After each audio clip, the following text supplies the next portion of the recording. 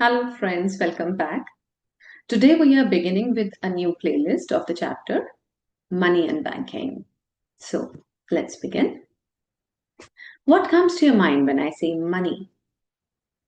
The only thing which comes is money is used to satisfy all our human wants, right? As beautifully stated by Robbins in his scarcity definition, that human wants are unlimited and we have limited resources to fulfill these wants. Limited resources are there, and that also the resources do have the alternate uses, right? So when we say unlimited wants,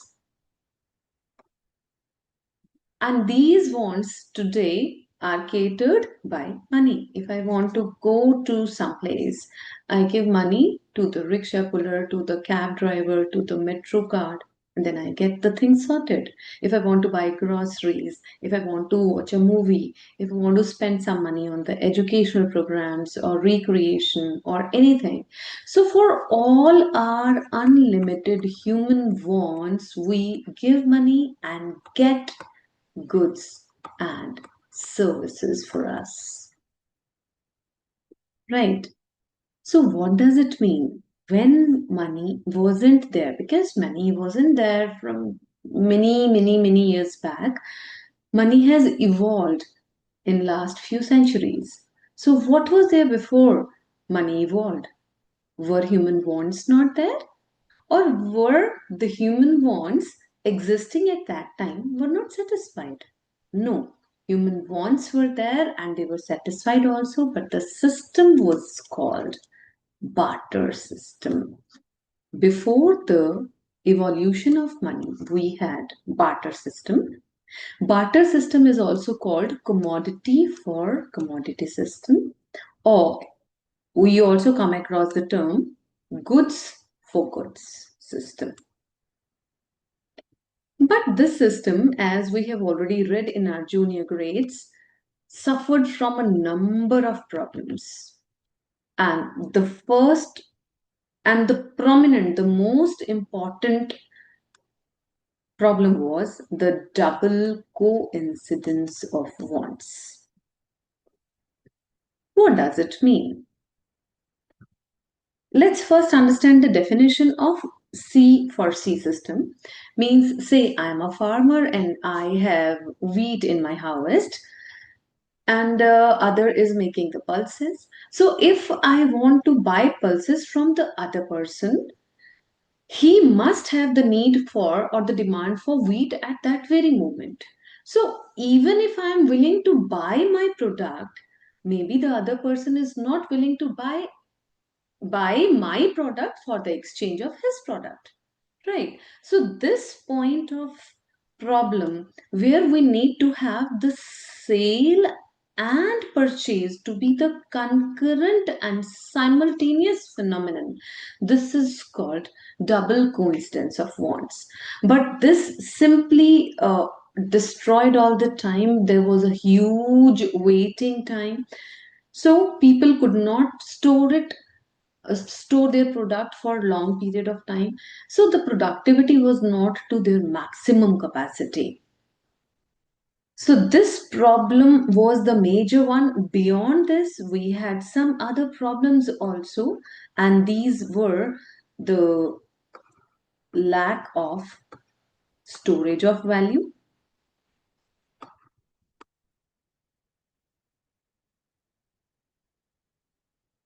lack of deferred payments,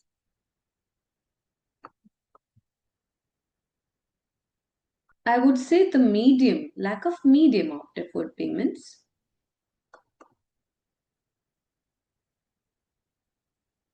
and lack of measure of values. So let's explain all these problems one by one. Like lack of storage of value. What happens here? If a person or the farmer was to harvest potatoes, so his wealth was stored in potatoes. Are you able to store potatoes for, say, a period of 1 year? No. So the storage problem was there, especially with all the, because we had been agrarian society, and in agrarian society, the things are mostly perishable in nature. The vulnerability part is there. So storage of wealth was a severe problem. The lack of medium of deferred payment. Deferred means, whenever we have the word deferred, means it relates to the future payments.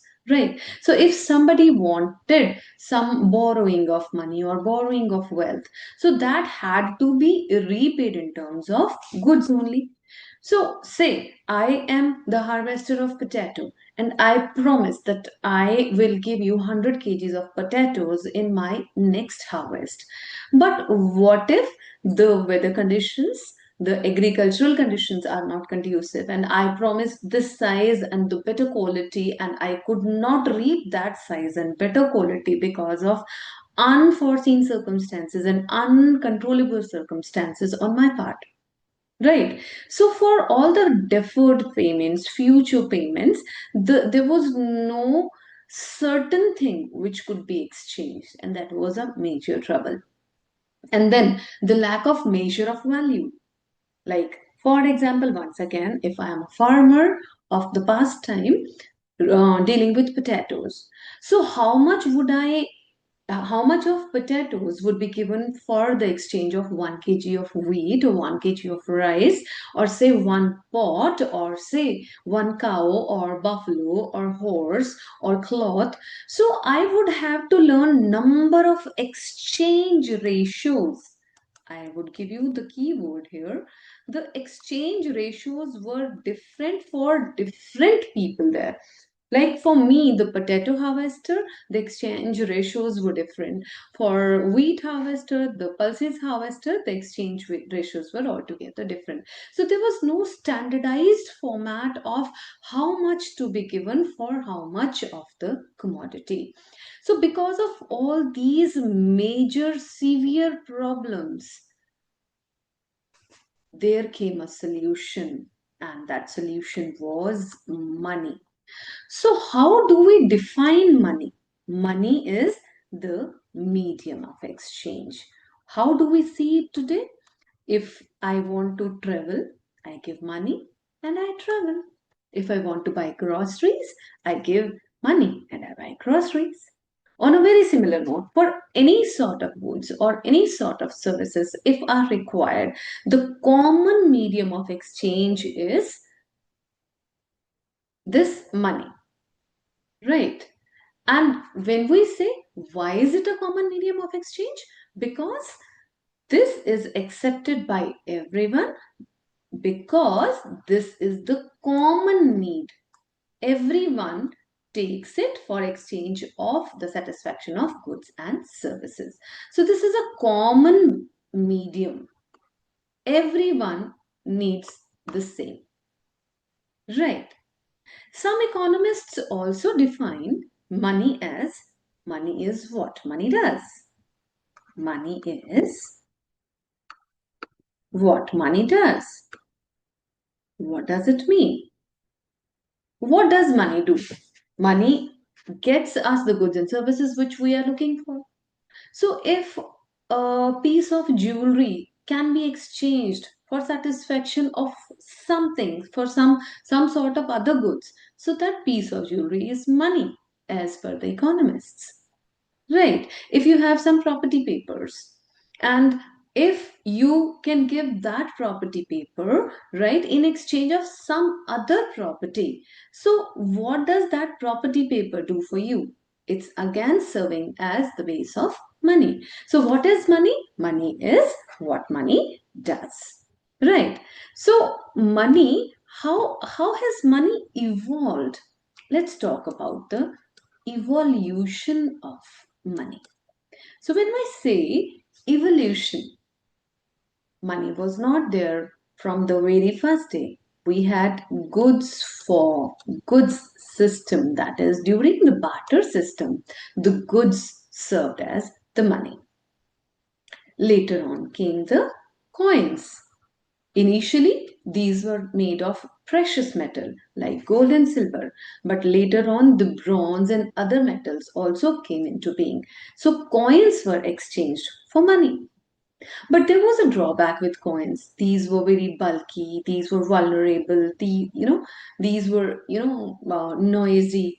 So theft was a major problem. So then came a lighter currency, the paper currency, which we have today. Paper currency and coins came into being. So this was the money later on. But again, theft was a problem. Whosoever bears the note, means whosoever carries the note, that note belongs to him. So to cut on this, we had plastic money later. And what is this plastic money? Plastic money means the debit cards, the credit cards, where we do not have this problem of theft. If we lose our debit card, credit card, we simply convey to the banker that just block this card and our money is safe. But what is the situation today? Today, even the plastic cards are not carried by people, and we have the concept of e-money, electronic money, right? So electronic money means we simply have all the things in our mobile phones that is accessed through internet, mobile banking. So that also is the latest stage of money. So let's wind up this session for now with a beautiful definition of money. What is money? Money is the matter of function for a medium, a measure, a standard, a store.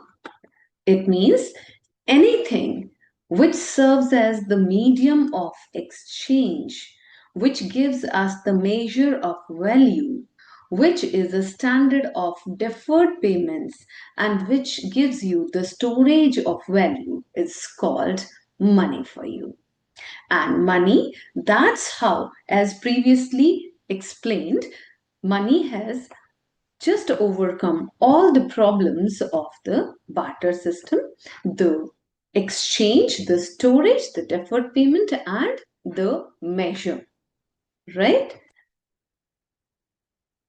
So this question is very important from paper's perspective, and we have 2-3 formats of the same content. When we say what were the problems of barter, we explain this content only, problems of barter. What is the point of importance of money? So importance also is talked about in all these problems of barter and importance of money as a medium. And at the same time, how money has given the solution.